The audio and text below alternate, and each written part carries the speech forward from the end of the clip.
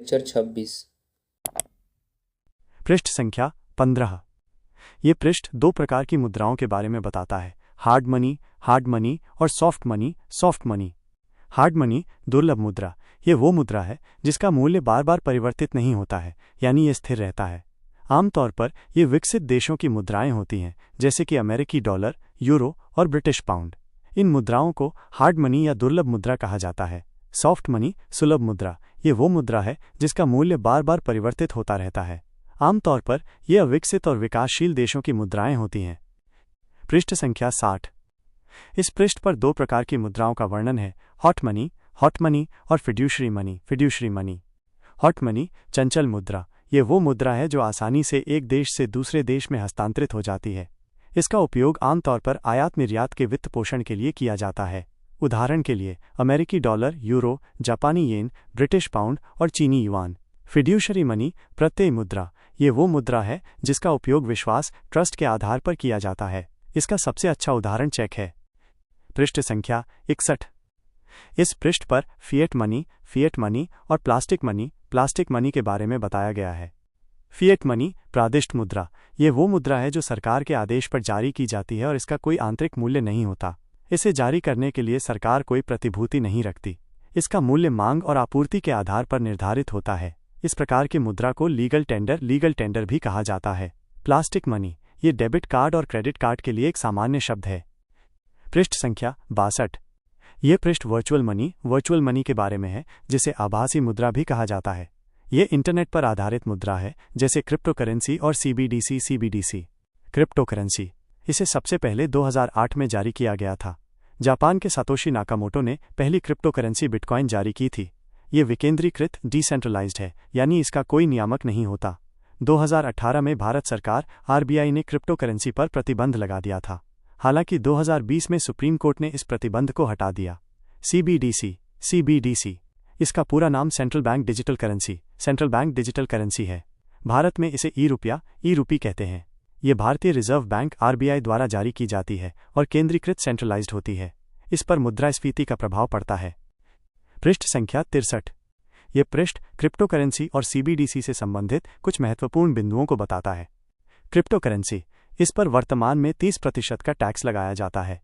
El Salvador crypto currency को legal tender घोषित करने वाला दुनिया का पहला देश है। सीबीडीसी, यह एक डिजिटल लीगल टेंडर या डिजिटल फिएट मनी है। यह 1:1 के अनुपात में एक्सचेंज होता है। बहामास दुनिया का पहला देश है जिसने सीबीडीसी $100 जारी किया था। चीन 2020 ने डिजिटल युआन ECNY और नाइजीरिया 2021 ने ई-नायरा जारी किया था। पृष्ठ संख्या 64।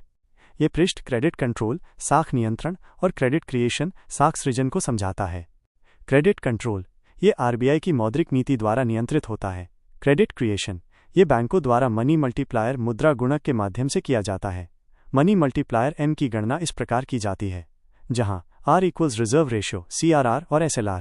मुद्रा की कुल मात्रा M_3 की गणना भी मनी मल्टीप्लायर से की जा सकती है, जहां M_0 = हाई पावर्ड मनी। पृष्ठ संख्या 65। यह पृष्ठ मनी मल्टीप्लायर का एक उदाहरण देता है। यदि रिजर्व रेशियो R 20% है तो मनी मल्टीप्लायर M होगा। इसका मतलब है कि यदि बैंक में 1000 रुपये जमा होते हैं तो बैंक उससे 5000 रुपये तक की क्रेडिट साख बना सकते हैं। यह डिपॉजिट मल्टीप्लायर प्रभाव को दर्शाता है। पृष्ठ संख्या 66। इस पृष्ठ पर एक नोट दिया गया है। मुद्रा गुणक मनी मल्टीप्लायर लोगों की जमा करने की आदत से निर्धारित होता है। भारतीय मुद्रा प्रणाली एक विस्तृत अवलोकन, an overview of Indian currency system. भारतीय मुद्रा प्रणाली का संचालन और विनियमन भारतीय reserve bank of India -RBI और भारत सरकार के वित्त मंत्रालय मिनिस्ट्री ऑफ फाइनेंस द्वारा किया जाता है। इसमें भौतिक मुद्रा, सिक्के और नोट और इसके जारी करने के कानूनी प्रावधान शामिल हैं। 1. भारतीय सिक्के कॉइन्स। भारत में सिक्के जारी करने का एकमात्र अधिकार भारत सरकार के वित्त मंत्रालय के पास है। सिक्कों का निर्माण सिक्का अधिनियम 2011 कॉइनेज एक्ट 2011 के तहत किया जाता है, जिसने पुराने सिक्का अधिनियम 1906 और अन्य संबंधित कानूनों का स्थान ले लिया है। इस अधिनियम के अनुसार भारत सरकार 1000 रुपये तक के मूल्य वर्ग डिनोमिनेशंस के सिक्के जारी कर सकती है। सिक्कों की टकसालें, मिंट्स और उनकी स्थापना का श्रेय। भारत में 4 टकसालें हैं जहां सिक्कों की ढलाई होती है। प्रत्येक टकसाल अपने सिक्कों पर एक विशेष चिन्ह बनाती है। 1. मुंबई टकसाल मुंबई मिंट। स्थापना 1829 में ब्रिटिश सरकार द्वारा। चिन्ह हीरा। 2. कोलकाता टकसाल कोलकाता मिंट। स्थापना 1757 में ब्रिटिश सरकार द्वारा। वर्तमान भवन का उद्घाटन 1952 में हुआ। चिन्ह कोई चिन्ह नहीं। 3. हैदराबाद टकसाल हैदराबाद मिंट। स्थापना 1803 में हैदराबाद के निज़ाम द्वारा। चिन्ह तारा। 4. नोएडा टकसाल नोएडा मिंट। स्थापना 1988 में भारत सरकार द्वारा। चिन्ह गोलबिंदी। 2. भारतीय नोट बैंक नोट्स। नोटों को जारी करने का अधिकार भारतीय रिजर्व बैंक अधिनियम 1934 reserve bank of India act 1934 की धारा 22 के तहत आरबीआई को प्राप्त है।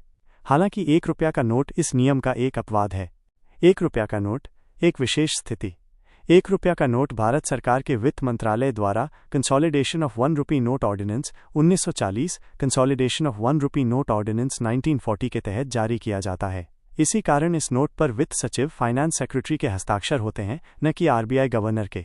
यह नोट कानूनी रूप से एक सिक्के के बराबर माना जाता है। नोटों की छपाई के प्रेस प्रिंटिंग प्रेसेस और उन्हें नियंत्रित करने वाली कंपनियां। भारत में नोटों की छपाई के लिए 4 प्रेस हैं, जिन्हें 2 अलग अलग कंपनियों द्वारा नियंत्रित किया जाता है। 1. भारतीय प्रतिभूति मुद्रण तथा मुद्रा निर्माण निगम limited security printing and minting corporation of India LTD -SPMCIL। ये भारत सरकार के स्वामित्व में है। नासिक महाराष्ट्र 1928 में स्थापित। देवास मध्य प्रदेश 1975 में स्थापित। 2. भारतीय रिजर्व बैंक नोट मुद्रण प्राइवेट लिमिटेड। भारतीय रिजर्व बैंक नोट मुद्रण प्राइवेट लिमिटेड BRBNMPL। ये आरबीआई के पूर्ण स्वामित्व वाली एक सहायक कंपनी है। मैसूर कर्नाटक 1996 में स्थापित। साल्वोनी पश्चिम बंगाल 2000 में स्थापित। 3. नोटों के लिए कागज और स्याही का उत्पादन। नोटों की गुणवत्ता और सुरक्षा सुनिश्चित करने के लिए विशेष कागज और स्याही का उपयोग किया जाता है। नोटों के लिए कागज होशंगाबाद मध्य प्रदेश में स्थित सिक्योरिटी पेपर मिल में बनाया जाता है, जिसकी स्थापना 1968 में हुई थी। ये भारत सरकार के SPMCIL के स्वामित्व में है। नोटों के लिए स्याही। नोटों की छपाई के लिए विशेष स्याही मैसूर कर्नाटक में स्थित बैंकनोट इंक फैक्ट्री में बनाई जाती है, जिसकी स्थापना 1997 में हुई थी। ये BRBNMPL के स्वामित्व में है। 4. अन्य सरकारी मुद्रण प्रेस। भारत में नोटों और सिक्कों के अलावा सरकारी बॉन्ड्स, पोस्टल स्टैम्प्स और अन्य महत्वपूर्ण दस्तावेजों की छपाई के लिए भी प्रेस हैं। ये भी SPMCIL के अधीन आते हैं। भारत प्रतिभूति मुद्रणालय India security press Nashik Maharashtra में स्थित, इसकी स्थापना 1925 में हुई थी। ये पासपोर्ट, वीज़ा, पोस्टल स्टैम्प्स और अन्य सरकारी दस्तावेजों की छपाई का काम करता है। सुरक्षा मुद्रणालय security printing press Hyderabad Telangana में स्थित, इसकी स्थापना 1982 में हुई थी। ये सरकारी बॉन्ड्स, डाक टिकट और अन्य वित्तीय दस्तावेजों की छपाई करता है।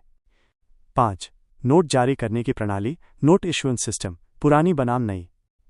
पुरानी प्रणाली 1956 से पहले आनुपातिक आरक्षित प्रणाली प्रोपोर्शनल रिजर्व सिस्टम। नई प्रणाली 1956 से न्यूनतम आरक्षित प्रणाली मिनिमम रिजर्व सिस्टम। आरबीआई को नोट छापने से पहले 200 करोड़ रुपए का न्यूनतम भंडार, 115 करोड़ रुपए सोना जोड़ 85 करोड़ रुपए विदेशी मुद्रा रखना अनिवार्य है। 1. ब्रिटिश भारत में नोटों का चलन 1861 से पहले। 1770 भारत में पहला कागज का नोट बैंक ऑफ हिंदुस्तान द्वारा जारी किया गया था। 1861 ब्रिटिश सरकार ने पेपर करेंसी एक्ट पारित किया, जिसके तहत सरकार को ही नोट जारी करने का एकमात्र अधिकार मिला।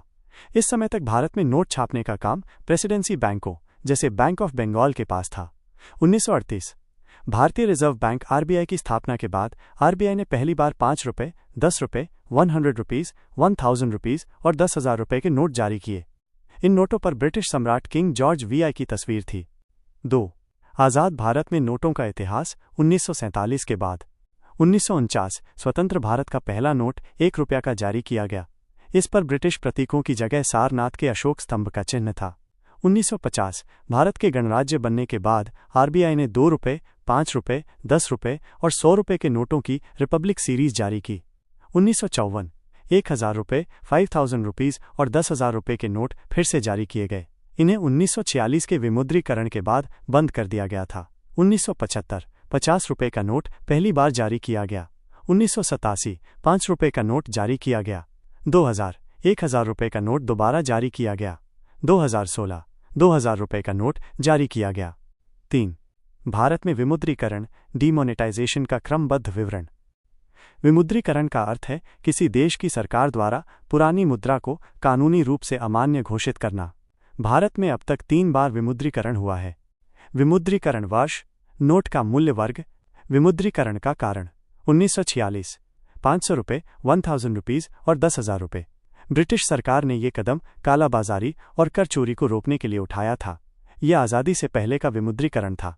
1978, 1000 रुपये, 5000 रुपीज़ और 10,000 रुपये। ये फैसला जनता पार्टी की सरकार ने लिया था, जिसका उद्देश्य काले धन पर लगाम लगाना था। 2016, 500 रुपये और 1000 रुपये। ये भारत सरकार का एक बड़ा फैसला था, जिसका उद्देश्य काले धन, नकली मुद्रा और आतंकवाद के वित्त पोषण को रोकना था। इस विमुद्रीकरण के बाद 500 रुपये का नया नोट और 2000 रुपये का नया नोट जारी किया गया। 2023, 2000 रुपये। मई 2023 में भारतीय रिजर्व बैंक ने 2000 रुपये के नोटों को चलन से वापस लेने की घोषणा की। हालांकि ये पूरी तरह से विमुद्रीकरण नहीं था, क्योंकि नोटों को कानूनी मुद्रा माना गया और लोगों को इन्हें जमा करने या बदलने के लिए समय दिया गया। यह निर्णय क्लीन नोट पॉलिसी के तहत लिया गया था। कॉशन मनी क्या है? कॉशन मनी, जिसे सुरक्षा राशि या जमानत राशि कहते हैं, एक ऐसी धनराशि है जो किसी सेवा या सुविधा का उपयोग करने से पहले जमा की जाती है। ये राशि ये सुनिश्चित करने के लिए ली जाती है कि व्यक्ति किसी भी तरह का नुकसान न करे या बकाया भुगतान करे। ये पूरी तरह से वापस मिलने योग्य रिफंडेबल होती है, बशर्ते नियमों का पालन किया जाए और कोई नुकसान या बकाया न हो। ये राशि आमतौर पर स्कूल, कॉलेज, हॉस्टल या किराए के आवास में ली जाती है। अगर कोई व्यक्ति नियमों का उल्लंघन करता है या नुकसान पहुंचाता है तो ये राशि जब्त कर ली जाती है। Liquidity trap. लिक्विडिटी ट्रैप एक ऐसी आर्थिक स्थिति है जहां ब्याज दरें इतनी कम हो जाती हैं कि लोग पैसा निवेश करने के बजाय नकद रखना पसंद करते हैं। इस स्थिति में केंद्रीय बैंक की मौद्रिक नीति अप्रभावी हो जाती है। मुख्य बातें कीन्स के अनुसार। परिभाषा: ये एक ऐसा जाल है जहां बैंक अपनी ब्याज दरें घटाकर भी अर्थव्यवस्था को बढ़ावा नहीं दे पाते।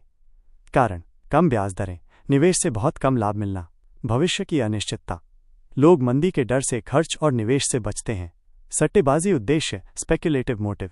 कीन्स के अनुसार लोग सोचते हैं कि ब्याज दरें अब केवल बढ़ेंगी, इसलिए वे बांड खरीदने के बजाय नकदी अपने पास रखते हैं ताकि भविष्य में कम कीमत पर बांड खरीद सकें। ग्राफ पर लिक्विडिटी ट्रैप। ग्राफ में मुद्रा की मांग का वक्र नीचे की ओर ढलान वाला होता है, लेकिन लिक्विडिटी ट्रैप की स्थिति में जब ब्याज दरें बहुत कम हो जाती हैं तो वक्र क्षैतिज हॉरिजॉन्टल हो जाता है। ये दर्शाता है कि उस बिंदु के बाद केंद्रीय बैंक द्वारा मुद्रा की आपूर्ति बढ़ाने पर भी ब्याज दरों में कोई बदलाव नहीं होता।